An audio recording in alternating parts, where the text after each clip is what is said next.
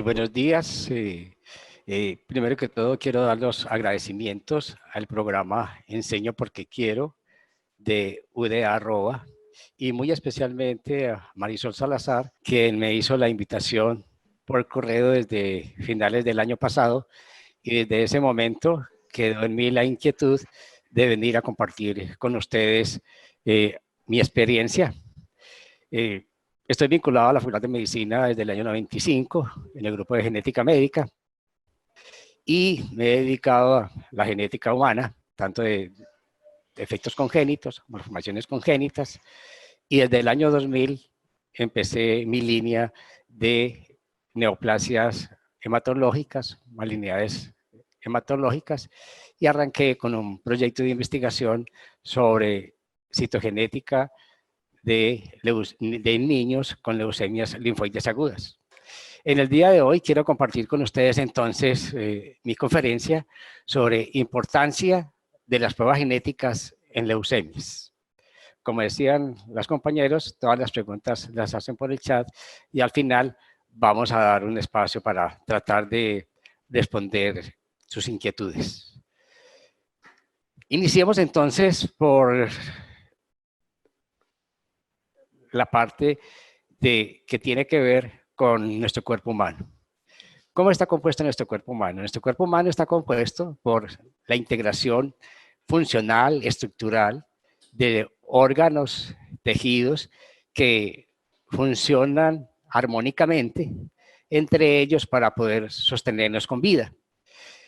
Miremos en esta imagen entonces algunos de esos tejidos.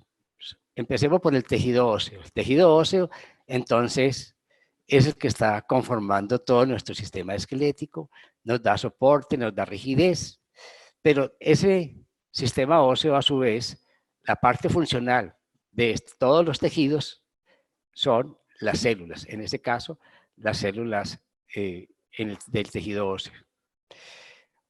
Otro tejido importante es el tejido cartilaginoso, el cual hace parte de todas las estructuras que tienen que ver con la amortiguación de nuestros huesos, ejemplo, los meniscos o en la parte del esternón y todas las articulaciones para que no haya un roce demasiado fuerte. Cuando esto sucede, hay desgastes y ya hay problemas ya ortopédicos. Otro tejido es el tejido conjuntivo. Ese tejido conjuntivo ayuda a que los órganos internos puedan funcionar mejor. Otra parte de nuestro organismo está el tejido epitelial, que recubre todas las mucosas de nuestro organismo. También tenemos por otro lado el tejido nervioso, principalmente nuestro cerebro, el sistema nervioso central, el sistema nervioso periférico, todos nuestros pensamientos, toda nuestra parte de emociones, toda nuestra parte de información que va a todo nuestro cuerpo.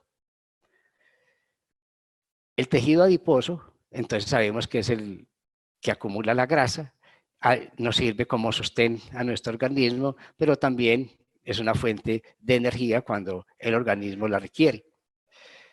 El tejido muscular, unido al tejido óseo, nos ayuda entonces, nos ayuda entonces a darle más movimiento a nuestro cuerpo, y es por medio de las fibras musculares de actina y miosina que podemos movernos y ejecutar todos nuestros movimientos rutinarios. También tenemos el tejido sanguíneo, la sangre, que es donde nomás me voy a concentrar ahora en la charla. Nuestra sangre, pues entonces sabemos que se forma la médula ósea, que se forman todas las células hematológicas, glóbulos blancos, glóbulos rojos y plaquetas. Al final, nosotros vamos a considerar como parte fundamental de todos estos tejidos la célula. Todos los seres vivos, y en este caso los seres eucariotas, contamos con células con una estructura general. Voy a mencionar solo algunas de las partes más importantes. Una célula eucariota tiene una membrana que está compuesta por fosfolípidos, tiene las mitocondrias, que es donde se produce toda la energía celular, el ATP, la fuente celular de las células. un retículo endoplasmático que ayuda a toda la síntesis de proteínas, ribosomas, pero voy a dedicarle mucha atención a lo que es el núcleo. El núcleo, entonces, es la parte central de la célula, que tiene entonces una membrana nuclear, tiene cromatina, tiene un poro nuclear, pero en el núcleo es donde se almacena todo nuestro material genético, toda nuestra estructura fundamental, que ha venido evolucionando a través de toda la historia, desde los seres inferiores hasta los mamíferos, está contenida en el DNA. O sea, el núcleo es el lugar donde están todas nuestras características genéticas que transmitimos de padres a hijos. Si miramos más detalladamente, cuando hacemos experimentos en laboratorio, podemos extraer el DNA de una célula. Y ese DNA lo podemos reconocer por una estructura de doble hélice que fue descubierta por Watson y Crick. Desde ahí venimos trabajando con la genética de los ácidos nucleicos y nace la biología molecular. Watson y Crick nos dijeron que el ADN era una doble cadena complementaria compuesta por bases nitrogenadas, adenina, timina, citosina y guanina apareadas adecuadamente. Esa estructura tridimensional y en esa forma en la cual los nucleótidos están apareados debe transmitirse en condiciones normales para la descendencia.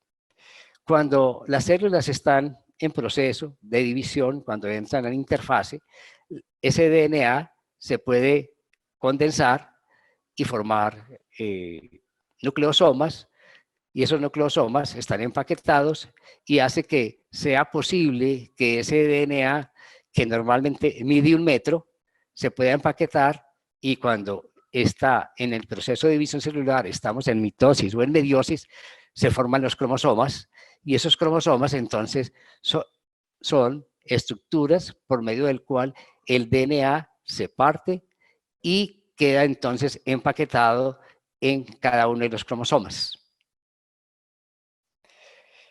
El proyecto Genoma arrojó la siguiente información. El DNA humano tiene aproximadamente 3 por 10 a la 9 pares de bases. Un par de bases lo podemos entender como adenina que se une con timina, eso es un par de bases. Eso equivale a tener más o menos 144 directorios telefónicos. Las letras de esos directorios equivaldría a un nucleótido.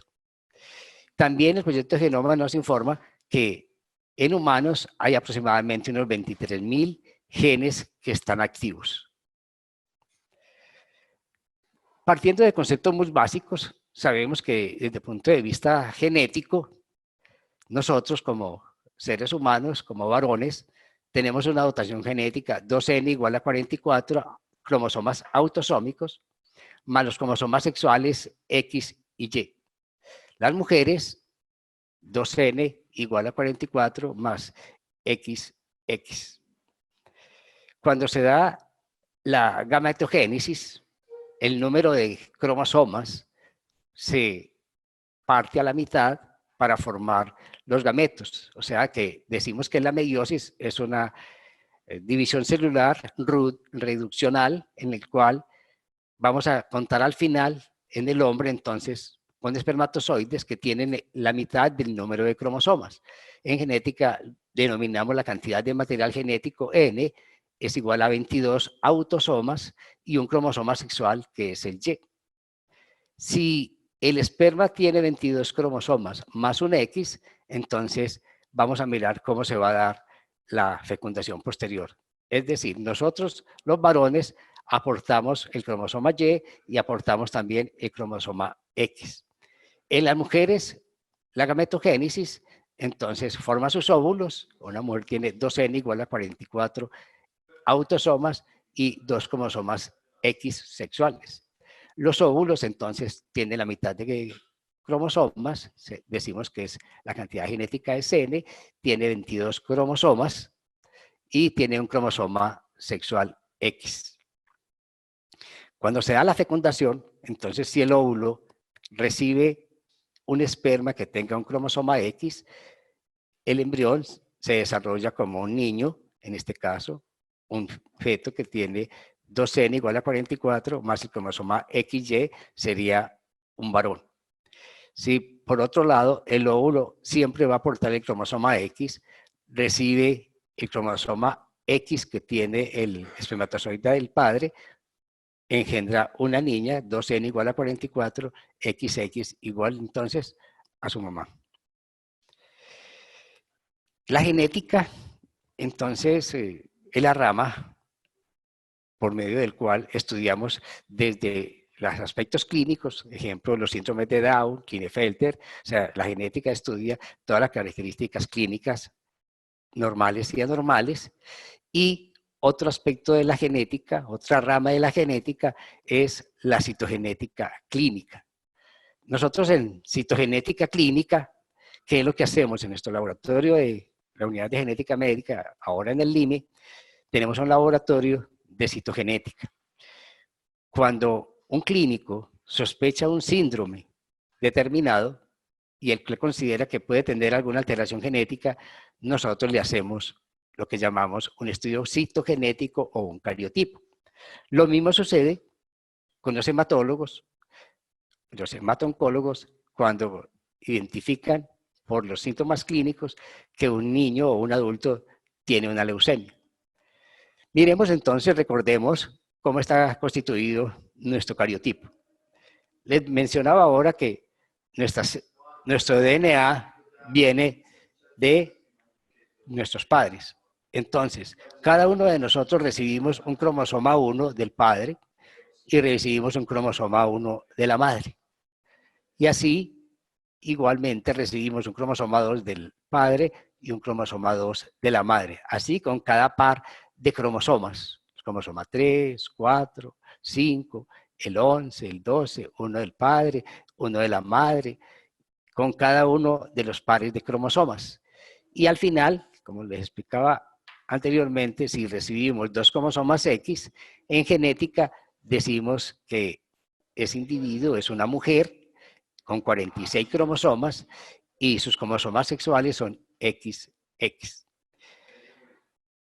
En forma similar, este es el cariotipo de un hombre con 46 cromosomas XY. Cada cromosoma viene uno del padre y uno de la madre. Entonces, cuando los clínicos requieren que nosotros hagamos un cariotipo, ellos nos envían una orden en la cual nos explican, sospecho un síndrome determinado y dependiendo del síndrome determinado, requiero que le hagan un cariotipo. Nosotros recibimos entonces muestras de sangre periférica o de médula ósea y a partir de ahí, en nuestro laboratorio, realizamos todo este trabajo. Bien. Partamos entonces de cómo se presenta en el mundo el cáncer. El Observatorio Mundial de Cáncer, que se llama GloboCan, en el 2019, informó lo siguiente. La incidencia y mortalidad de cáncer en el mundo para el año 2019. Como podemos ver, aquí está discriminado en azul los hombres, en mujeres en morado.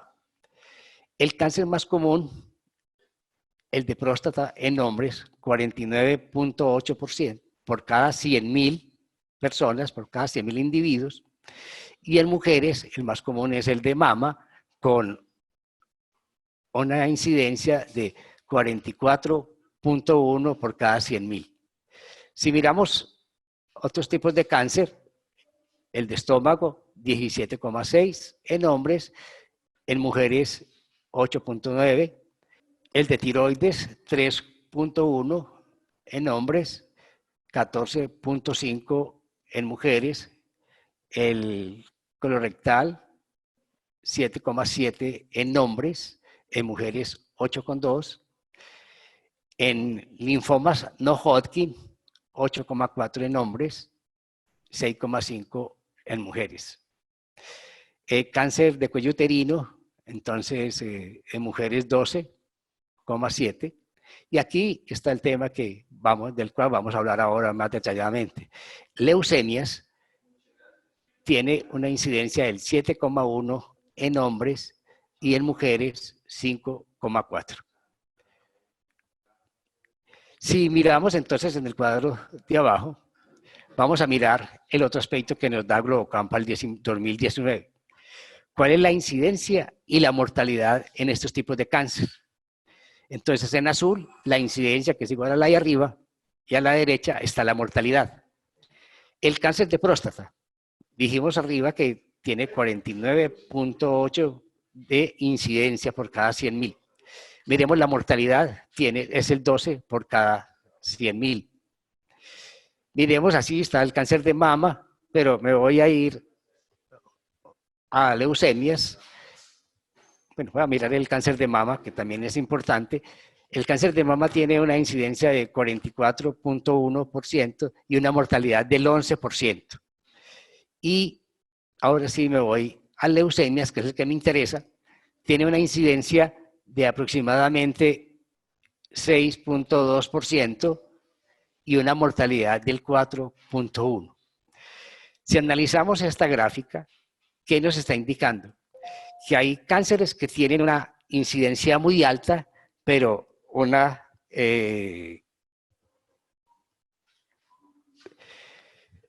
mortalidad relativamente baja. En el caso de las leucemias, en el último renglón, miremos que la incidencia es del 6,2 y la mortalidad es del 4,1. O sea que un gran porcentaje de estos individuos muere. Para el 2018, porque no hay datos del 2019, en términos concretos, entonces en leucemias se presentaron en el mundo, la incidencia fueron de 437.033 casos por cada 100.000 y la mortalidad presentada fue de 309.006 casos de leucemias para ese año. En Colombia se presentaron para el 2018 3.126 casos y la mortalidad fueron 2.192, casi 2/3 partes. Bien, con ese contexto general voy entonces a hablarles de la conferencia de hoy está centrada entonces a leucemias. La leucemia es un término amplio que describe los cánceres de células sanguíneas. La clase de leucemia depende del tipo de célula sanguínea que se convierte en cáncer y si su crecimiento es lento o rápido. La leucemia es más frecuente en adultos mayores de 55 años, pero también es un cáncer más común en niños menores de 5 años. ¿Dónde se origina la leucemia? La médula ósea es el lugar donde se originan las células sanguíneas circulantes maduras, incluidas los eritrocitos, granulocitos, monocitos, y que posteriormente se da maduración en los distintos órganos.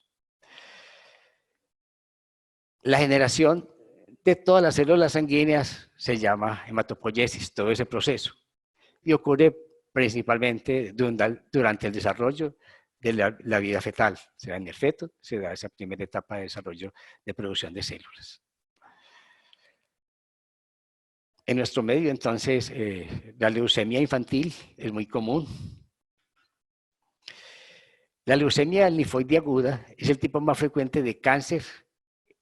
Ocupa aproximadamente 3 de 4 niños adolescentes menores de 15 años son diagnosticados con este tipo de leucemia. Es más frecuente en niños menores de 5 años y la mayor incidencia se da en bebés de 2 a 4 años. En Colombia, de 1.400 niños que anualmente son diagnosticados con cáncer, una tercera parte, 420, son leucemias agudas. De estos, solo un poco más de 5% sobreviven entre 5 y 10 años.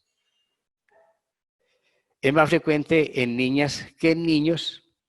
La tasa de sobrevida a 5 años de los niños diagnosticados últimamente ha mejorado considerablemente con el paso del tiempo y puede llegar hoy día en países desarrollados al 91%.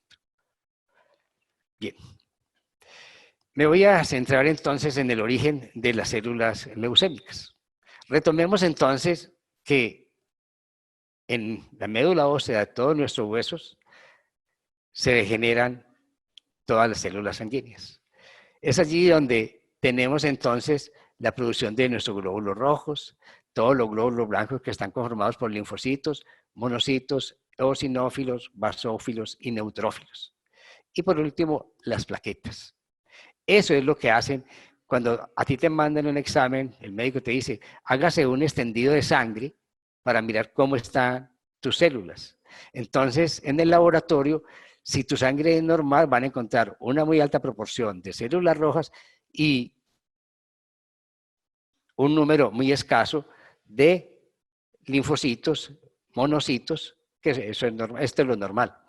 Cuando vemos una leucemia, entonces las proporciones de esas células cambian, los glóbulos rojos son menores a expensas de la producción de glóbulos blancos y aparece entonces una cantidad de células blancas y dependiendo del tipo de leucemia va a ser una célula de estas, un linfocito, un monocito o un glóbulo rojo o una plaqueta que esté aumentada o disminuida.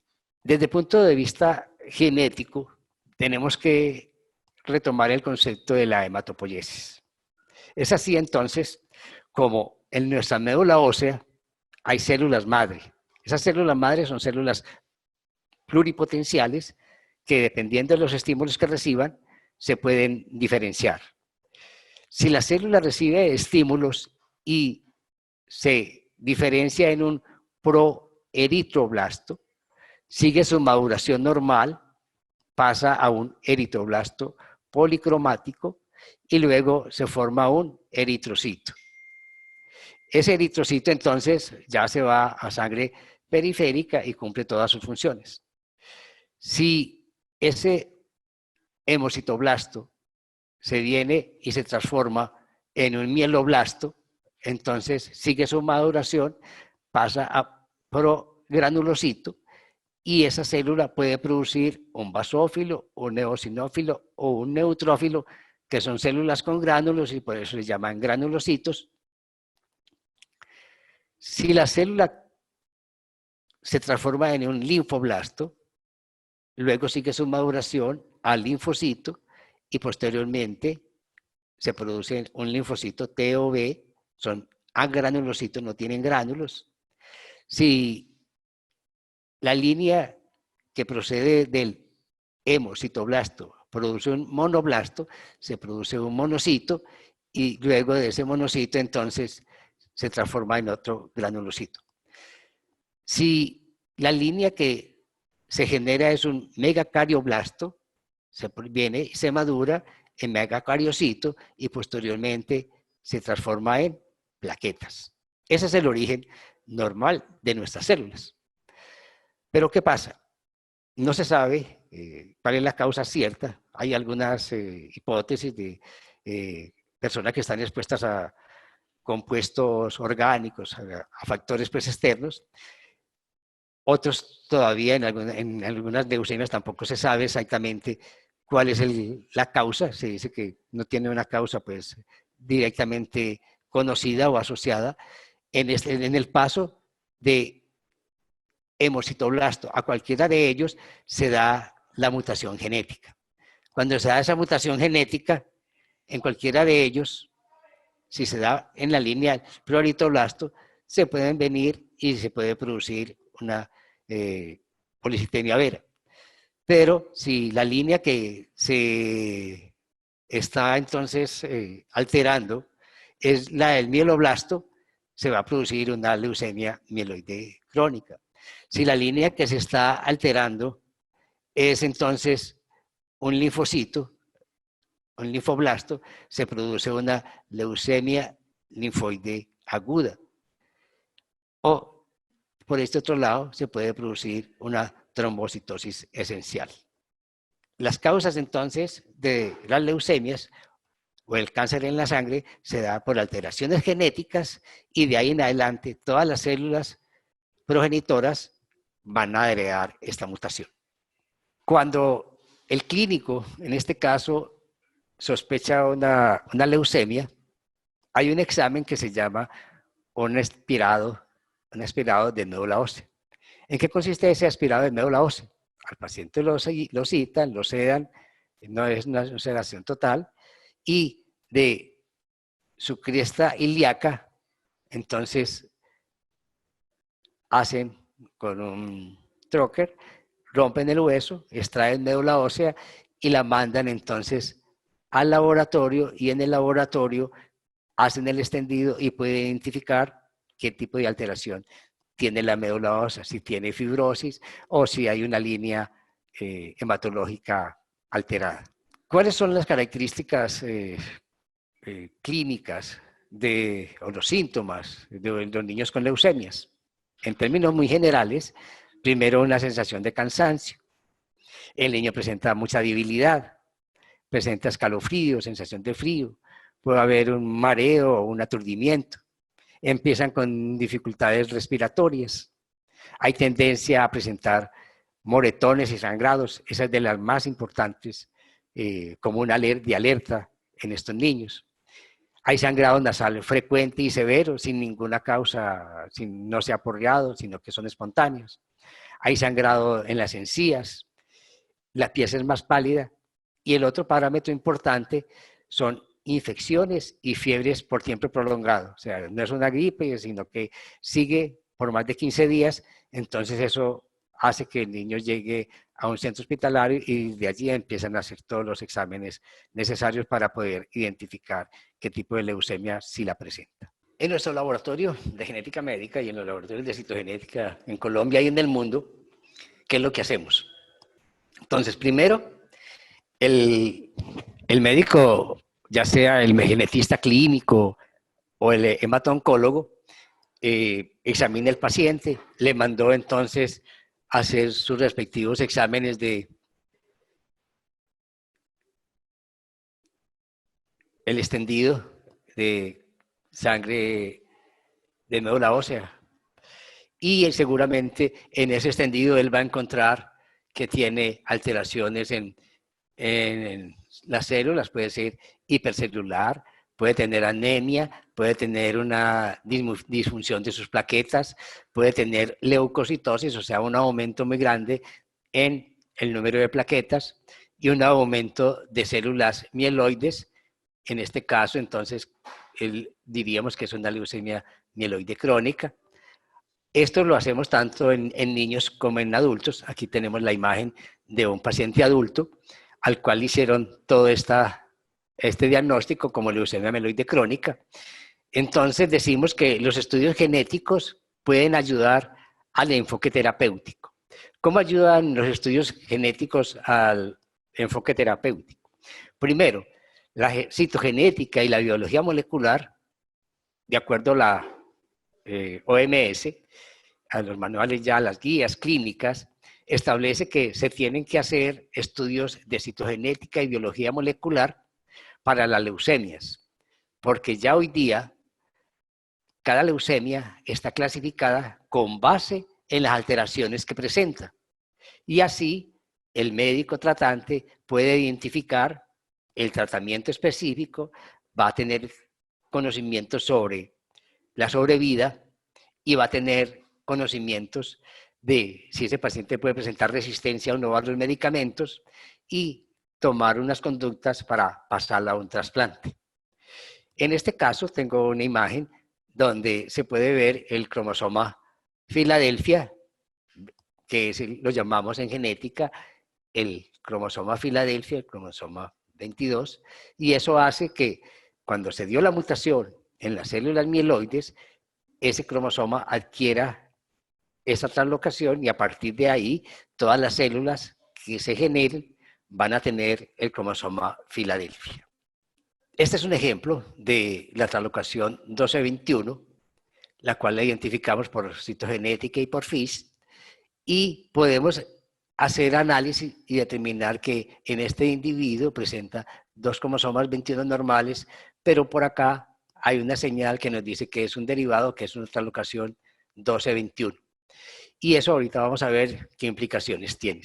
Así como estas, hacemos citogenética, FIS y biología molecular en la unidad de genética médica para todos los pacientes con leucemias. Aquí el ejemplo que les decía ahora. Este es un cariotipo clásico de un paciente con leucemia mieloide crónica. Al comienzo les decía que nosotros como individuos normales en todos nuestros tejidos debemos tener entonces 46 cromosomas, ¿cierto? Un cromosoma del padre y un cromosoma de la madre. Pero miremos aquí, en el cromosoma 21, el 21 son normales, el cromosoma 22, aquí hay un cromosoma 22 donde está esta flechita. Miren que se partió un cromosoma 22 en su brazo largo y se traslocó al cromosoma 9, quedó un poquitico más largo. Eso es lo que hace la citogenética, poder identificar todos estos cambios, por pequeños que sean, y darle al clínico la información como la tenemos aquí abajo. Cuando nosotros le informamos a un clínico, le decimos, mire, el estudio citogenético de su paciente arrojó lo siguiente, es 46, X, en este caso 46, X, Y, es un varón, y tiene una translocación entre el cromosoma 9 y el cromosoma 22, esta es la nomenclatura pues, internacional de citogenética, y ese hallazgo, él ya sabe por las guías clínicas que es de mal pronóstico. Entonces miren que desde ahí ya el clínico puede tener ya un acercamiento con su paciente. Afortunadamente, hoy día, cuando nosotros identificamos este tipo de alteración, el médico tratante tiene muchas opciones y puede utilizar lo que llamamos medicina personalizada. En el mercado ya existen medicamentos específicos para eliminar de la médula ósea todas las células que son portadoras del cromosoma Filadelfia. Hoy día se dispone más o menos de 4 o 5 medicamentos como son imatinib, dasatinib, nilotinib, ponatinib. Entonces, el médico, dependiendo si el paciente tiene adhesión al tratamiento y responde bien, cada 3 meses nos envían a nosotros o a los laboratorios otra prueba de médula ósea para comprobar que el cromosoma Filadelfia en realidad va desapareciendo y el tratamiento es efectivo para ese paciente. También podemos hacer otras pruebas moleculares, determinando unos transcritos específicos, como son P210, P190, y podemos saber la carga de la proteína que se está produciendo en ese paciente y también con base en eso hacemos el seguimiento. Desde el año 98 empecé mi línea de investigación en leucemias en niños y con la ayuda del doctor Álvaro Posada, el hematólogo de esa época, escribimos el primer proyecto de investigación en estudios citogenéticos de leucemias linfoides en niños. Como resultado de ese proyecto, pues con el San Vicente de Paúl, que es nuestro hospital aliado en ese momento, estudiamos más de 50 casos de niños con leucemias, y aquí traigo una de las alteraciones cromosómicas que se presentan en niños con leucemias linfoides agudas. Este cariotipo, recuerden que dijimos al comienzo que el número cromosómico debe ser de 46. En este niño, al hacer el estudio genético, al mirar sus cromosomas, en las metafases encontramos 56 cromosomas. Eso se llama una hiperdiploidía.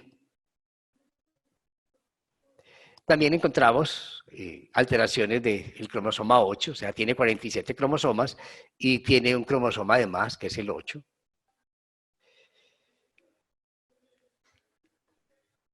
Las alteraciones genéticas más comunes en leucemias linfoides agudas son muchas. Hoy día, de acuerdo a las alteraciones genéticas, las podemos clasificar con base en la OMS. Están alteraciones citogenéticas y alteraciones moleculares. Hay una gran cantidad de alteraciones, ya estamos haciendo estudios con paneles dirigidos, está haciendo exomas, o sea que aquí traigo nomás como las más importantes que son desde el punto de vista citogenético y algo de molecular. Entonces, retomando, las células sanguíneas se producen en la médula ósea, todas nuestras células sanguíneas. En el núcleo de cada célula está nuestro ADN y con base en el ADN es que hacemos los estudios genéticos. Si vemos todos los cromosomas completos, entonces decimos que hacemos citogenética. Pero podemos hacer otras pruebas moleculares donde podemos identificar si un gen está bien o no. En este caso, este paciente puede tener translocación 1221, como la mostré en la diapositiva, compromete el gen ETB6, RUNX1, se presenta en el 25% de los casos con niños con leucemia linfoide aguda y es de buen pronóstico. La translocación 119 compromete los genes TCBF, PBX1 en el 5% y esta es de mal pronóstico. Cuando tenemos la translocación 922, entonces se da entre el cromosoma 9 y el cromosoma 22, el gen comprometido es el BCR-ABL, ocurre en el 3% de los casos y el de más pronóstico. Luego están las hiperdiploidías, más de 50 cromosomas, como las que le mostré en mi primer trabajo de investigación. Cuando el individuo tiene más de 50 cromosomas, eso es una hiperdiploidía y se da en un 25% de los casos y se considera de buen pronóstico. Hipodiploidías, cuando el cariotipo que analizamos tiene 44 cromosomas, o sea, tiene menos de lo normal, y en ese caso es de mal pronóstico.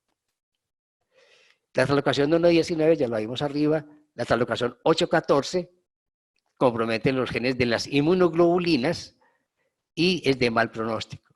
La lesión del cromosoma 9 es de buen pronóstico y la translocación 414 es de buen pronóstico. Entonces, desde ahí ya podemos observar el impacto que tiene en los estudios citogenéticos a partir de médula ósea o sangre periférica en nuestros pacientes con leucemias.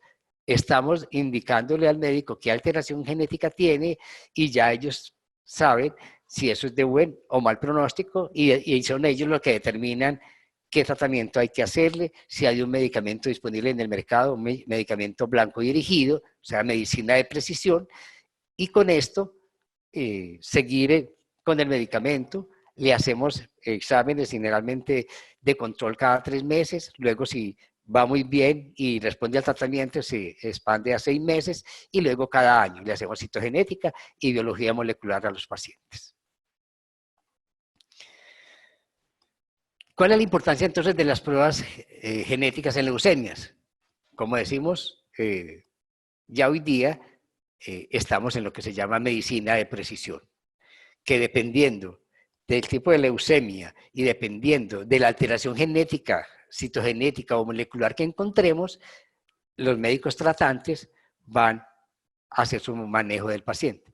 Entonces, las pruebas genéticas ayudan ¿a qué? A precisar el diagnóstico. Toda leucemia mieloide crónica tiene que presentar cromosoma Filadelfia para poder iniciar un tratamiento con medicamentos de nueva generación, imatinib, dasatinib, ponatinib. O sea, que es mandatorio, en ese caso, que el hematólogo envíe y corrobore esa prueba por citogenética o por biología molecular. Sí. También nos sirve para hacer seguimiento. O sea, como les decía, al diagnóstico se hace los exámenes, sabemos la carga de P210, P190 y el porcentaje de células leucémicas. Y también para seleccionar la terapia más adecuada y si el paciente requiere que se le haga un trasplante. Cuando se le hace un trasplante a un paciente, entonces, después de 3 meses, nos envían también muestra de médula ósea y podemos hacer el cariotipo.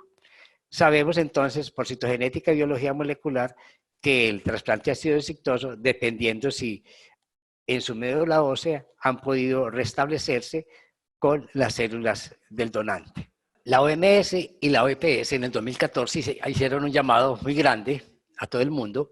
Entonces, donde nos invita a brindar a los niños con cáncer la oportunidad de curarse. Ese llamado que hace la Organización Mundial de la Salud se basa en todos los importantes avances terapéuticos durante las últimas décadas, o sea, el avance en ayudas diagnósticas, tanto clínicas como en genética, citogenética y biología molecular, en pediatría y también en tumores sólidos en adultos, y especialmente en la relación de la leucemia y la variación del cáncer, que es el cáncer más frecuente que se presenta en niños. Sabemos que es la leucemia linfoide aguda.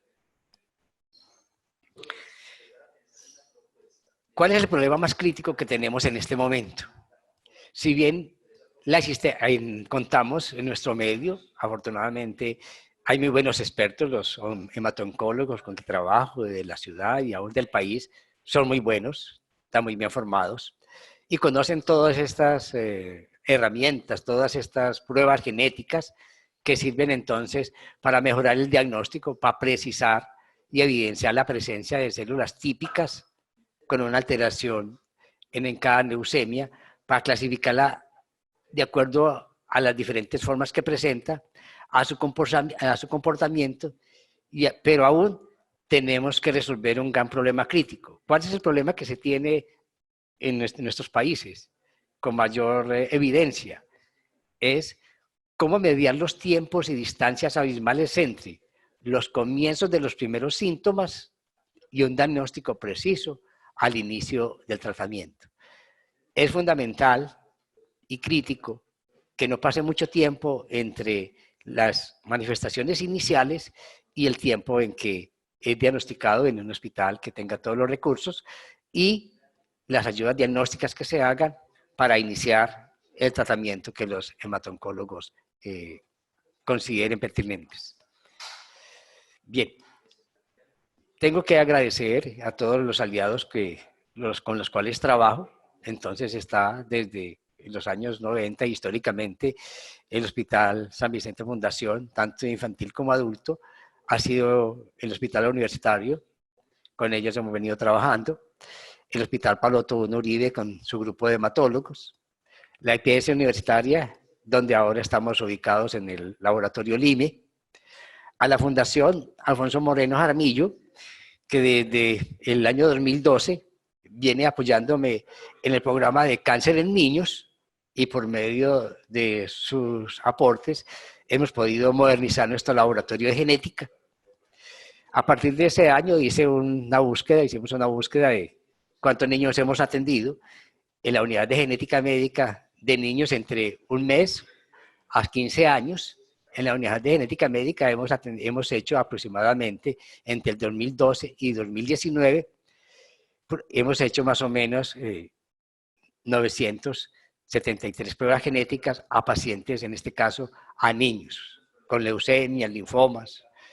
Ese ha sido un récord en nuestra unidad de genética durante esos 7 años. Como les dije al comienzo, empecé desde el año 98, desde el año 2000, estamos haciendo todo el análisis estadístico.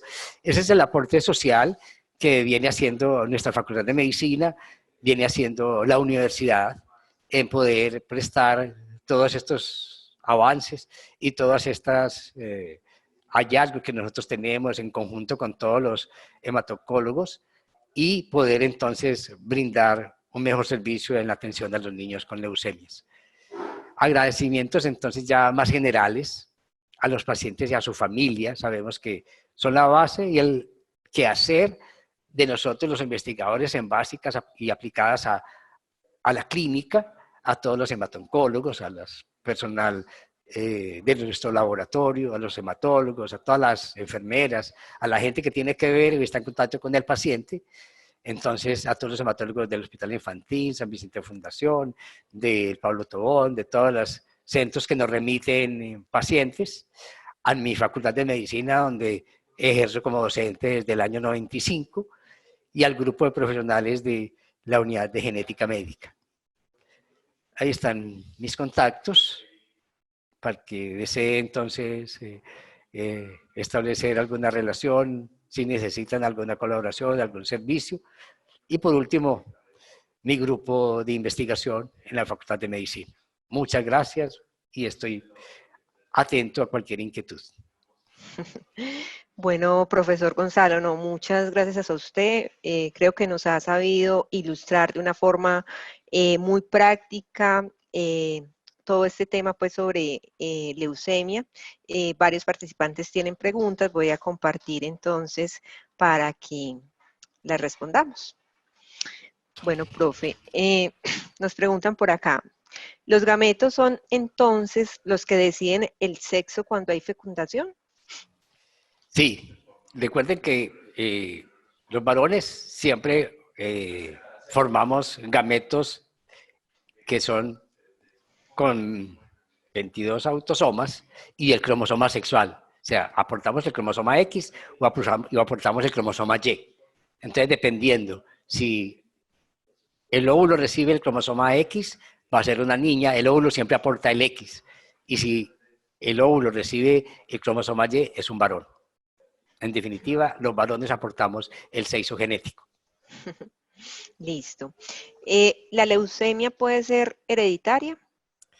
Hasta ahora no hay evidencia pues, concreta de que sea hereditaria, pero sí hemos encontrado madres que tienen su niño y ese niño nace con leucemia, pero se atribuye más a comportamientos o a efectos de algún efecto externo en la madre, puede ser durante la gestación, y el niño haya sufrido ese trastorno. Pero no se considera un trastorno genético, es una mutación esporádica. Ok, No se hereda pues a la familia. ok, profe. Bueno, ¿qué quiere decir que una célula tenga gránulos o no? Esa es la estructura morfológica de los glóbulos blancos. Sabemos que los glóbulos blancos son las defensas de nuestro organismo y una clase de ellas son los granulocitos. Cuando a ti te da una infección, las primeras células que responden a esa infección son en ese caso los granulocitos. Y luego van los linfocitos B, los linfocitos T, pero son características morfológicas de las células. Ok, profe. Bueno, ¿se debe considerar un trasplante de células madre? Es posible, es posible. Hoy día se utilizan trasplantes de células madre de cordón umbilical, ¿sí? O si la madre tiene guardadas células de cuando el niño nace, todo eso se puede hacer. Hoy día hay bancos de células madre de placenta y las guardan, tú pagas mensualmente un precio y te guardan células madres de tu placenta y si en el caso el niño más adelante presenta una leucemia le pueden hacer trasplantes de sus células madres. Bueno, desde el punto de vista alimentario, ¿cuáles son las indicaciones que se deben tener en cuenta para la alimentación de pacientes con LLA? Sí, a ver, ya eso depende de cada paciente y eso lo tiene que determinar el clínico, porque él tiene que evaluar cómo está toda su fisiología. Ejemplo, si tiene problemas de hígado, porque puede tener esplenomegalia, puede tener muchas alteraciones concomitantes a la leucemia o a los medicamentos especiales, pero eso lo determina específicamente el médico dependiendo del estado físico del paciente. Ok, profe. Bueno, una persona que no presente los síntomas puede realizarse el examen por prevención. Sí, pero tendría que tener, pues lo puede hacer a partir de médula ósea, pero sería un procedimiento hospitalario que no es de rutina. O puede hacerlo a partir de sangre periférica, pero no es, pues a veces se han hecho estudios de cuando se están estudiando otras enfermedades y se encuentra una leucemia. Muchas leucemias se diagnostican así. Van a que le hagan un examen de rutina de hematología y ahí encuentran la alteración. Entonces, normalmente lo que hacen es, cuando uno va al chequeo anual y le mandan a uno cierto grupo de exámenes, entre esos está el hemograma, y ahí se pueden identificar. Pero no es rutinario. Pero es que se puede hacer, sí, nosotros podemos hacer un cariotipo a cualquier persona. Ok. ¿Es recomendable solicitarle al pediatra el envío del examen extendido de sangre o solo lo envían en caso de alguna sospecha? No, ellos tienen todo muy bien establecido. Antes de mandar, pues cuando se toma la muestra de médula ósea, el hematólogo, ya él sabe por rutina pues de las guías clínicas que él manda una partecita de esa médula ósea, la manda al laboratorio de hematología donde le hacen el extendido. Otra partecita de esa médula ósea la manda al laboratorio, digamos, donde se le hace el inmunofenotipo para determinar qué tipo de célula, ¿sí?, es la que está alterada. Y nos manda una partecita de nosotros de la muestra para hacer los estudios genéticos. O sea, eso está muy bien establecido en las guías, digamos, de lo que llamamos las guías clínicas de manejo, dependiendo del tipo de leucemia. Ok. ¿Qué tan efectivo es un trasplante de células madre a la médula ósea, en especial para una niña entre 4 y 5 años? Generalmente sí, como se hacen todos los estudios de histocompatibilidad, todo eso está muy bien determinado. Si se hace el trasplante, se espera que sea exitoso. Los niños responden por lo general, responden muy bien. Ok, profe. ¿El examen extendido solo sirve para detectar problemas de leucemia o se pueden detectar otras enfermedades? Otras enfermedades también, sí. Todo lo que tenga que ver pero en este caso se hace más énfasis en las leucemias y en las anemias, porque se puede ver disminución de los glóbulos rojos. O también cuando hay anemia falciforme, cuando hay alteraciones genéticas de la hemoglobina. O sea, es un examen muy sencillo, muy barato, pero da mucha información, es muy útil. Ok. ¿Por qué las hiperdiploides son de buen pronóstico? Porque la estructura genética no está tan alterada en este caso y responde mejor a los tratamientos. Esa es la Ok. evidencia que se tiene pues, en pacientes que presentan hiperdiploidías. Ok, profe. Por aquí uno de nuestros participantes agradece pues que usted comparta el conocimiento y le pregunta que qué sustancias psicoactivas son las que más aumentan la probabilidad de desarrollar algún tipo de cáncer. No, no tenemos evidencia concreta, no hay así pues que uno puede decir que haya estudios clínicos de relación de psicoactivos y cáncer, ¿no? Porque hay evidencias con el alcohol, ¿cierto? El alcohol sí es un compuesto carcinogénico, teratogénico, pero directamente de psicoactivos no tengo a la mano, pero sí me interesa y voy a consultar. Ok, profe. Bueno, aquí hay una pregunta. Ahorita usted respondió algo, pero para confirmar, dice, yo tengo melanoma V, ¿cierto? Es probable que la herede mi hija. También gustaría saber si es probable que desarrolle otro tipo de cáncer.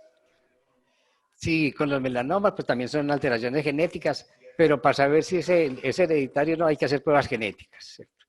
Ya que nosotros en genética lo que hacemos es llamar a esa persona, hacer lo que llamamos la genealogía, o sea, ampliar el estudio a todos sus familiares y de ahí determinamos el tipo de herencia de ese cáncer. Y con base en eso se haría la asesoría genética. Entonces, ¿el manejo cuál es? El paciente lo ve el médico, de ahí lo remite a genética, genética hace todo el estudio de la genealogía, mirando cómo está el cáncer, puede ser ese o otros tipos de cáncer en el paciente, miramos qué tipo de herencia es, se demandan las pruebas genéticas y así se complementa pues si qué heredabilidad puede tener el cáncer. Sí, profe.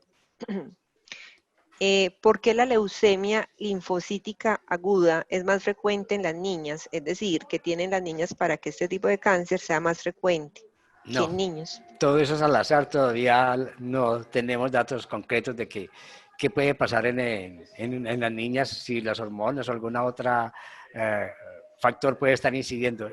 Hay evidencias de eso, pero no se tienen eh, respuestas pues, científicas para dar a entender que tenga la causa es concreta de esa alteración en niños. Ok. Gracias, doctor Gonzalo, por la conferencia. Tengo esta inquietud. ¿Es posible encontrar hallazgos citogenéticos anormales sin presencia de blastos? No, generalmente tienen que ser células inmaduras que salen a la sangre. Porque en la sangre, las células, digamos, los linfocitos duran 120 días y esos linfocitos se destruyen.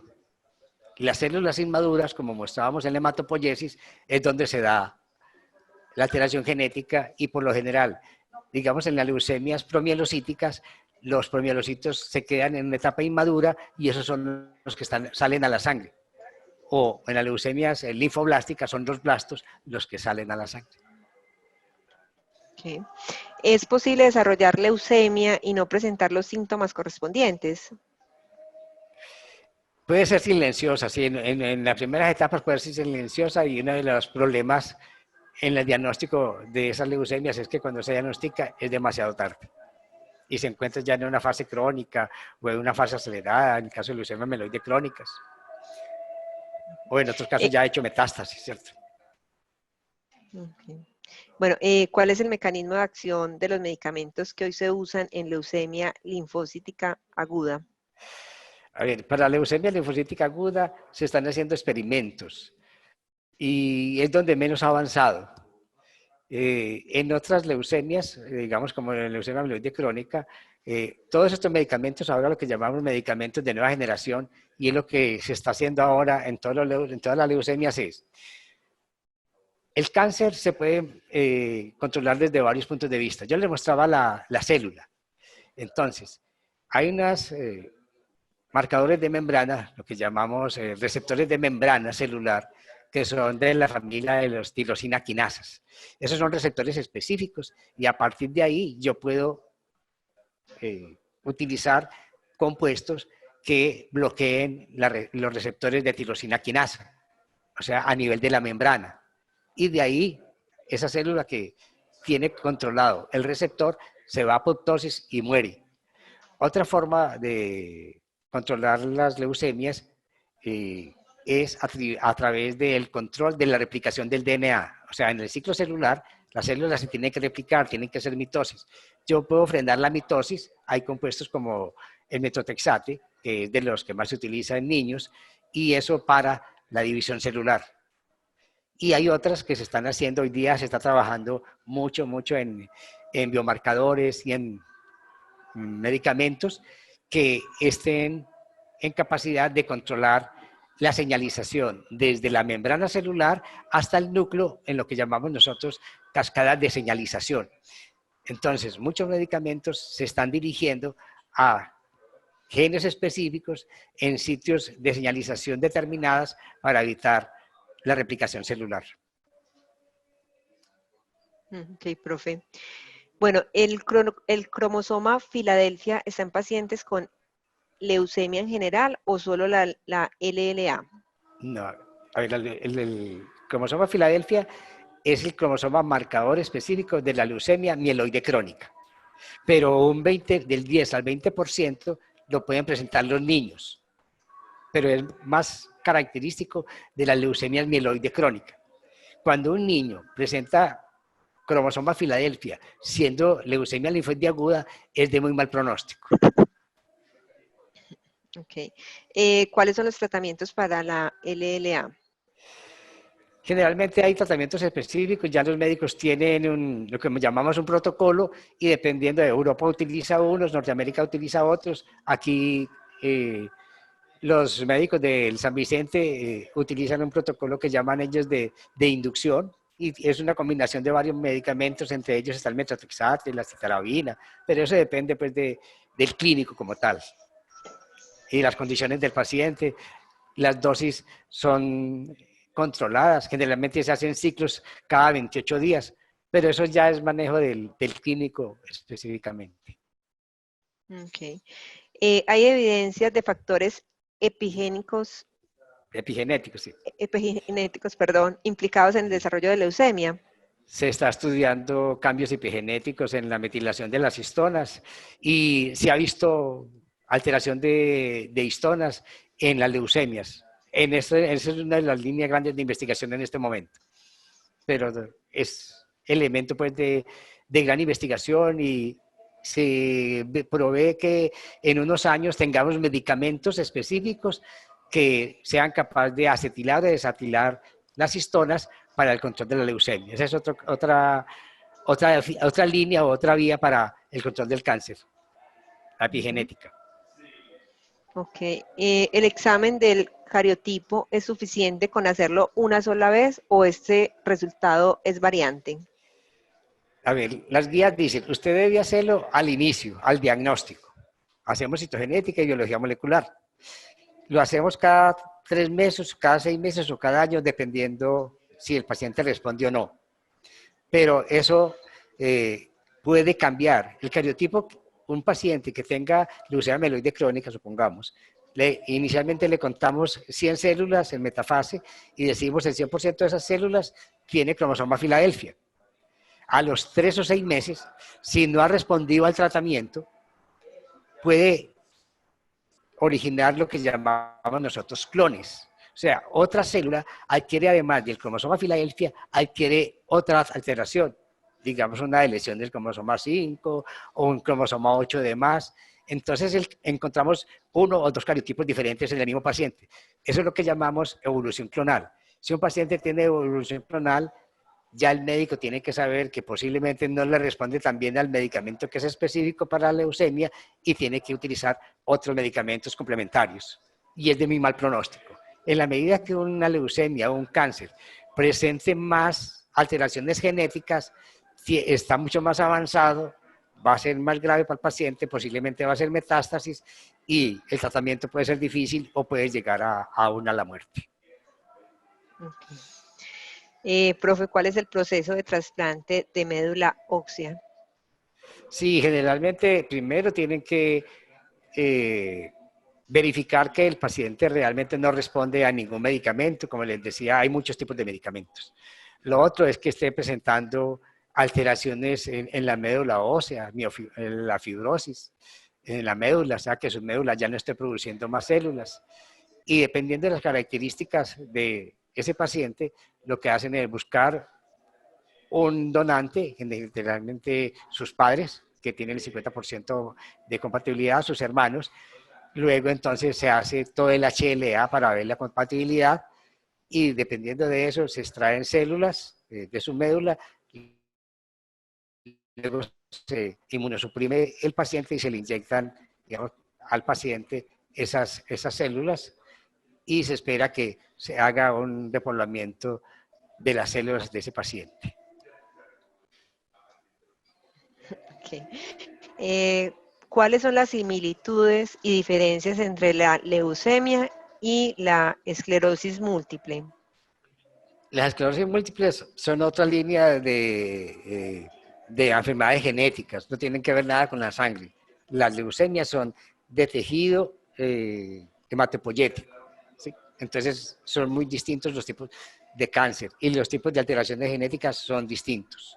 Hay que hacer, para ese tipo de cáncer, hay unas pruebas genéticas específicas, llamamos paneles dirigidos o hacer un exoma completo y hacer toda la genealogía de ese paciente y su familia para determinar el grado de manifestación de la esclerosis múltiple. Profe, ¿los factores ambientales y de estilo de vida pueden influir en la mutación esporádica de las células? A ver, ya está comprobado científicamente que existen cantidad de compuestos que son mutagénicos, ¿cierto? Ejemplo, el cigarrillo, todos los derivados del benceno.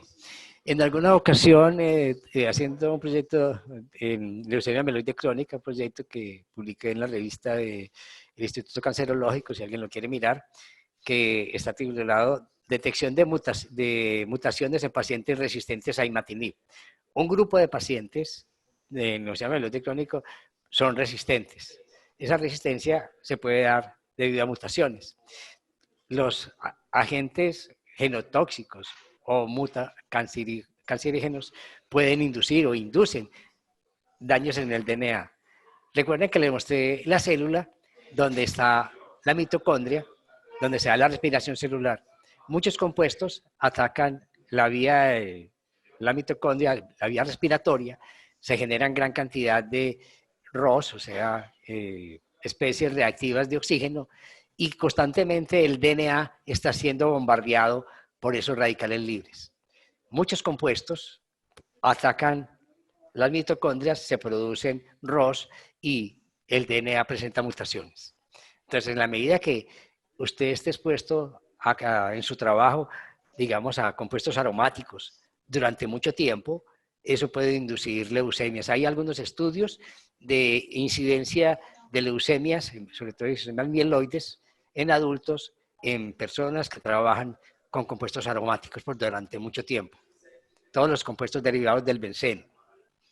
Y con respecto a la alimentación, pues entonces sabemos que los alimentos, mientras más procesados sean, tienen más compuestos, paso durabilidad, nitritos, nitratos, sulfatos, y eso en cualquier momento puede llegar a la médula ósea. Sabemos que por la sangre todo el metabolismo va a llegar a todas nuestras células del cuerpo y puede desencadenar un cáncer, ya sea en un tumor sólido o en la médula ósea. Pero evidencias científicas hay de derivados de compuestos del benceno, y en alimentos, pues en comidas como tal, pues no hay estudios pues, de casos y controles donde se hagan esos estudios de comparativos de población.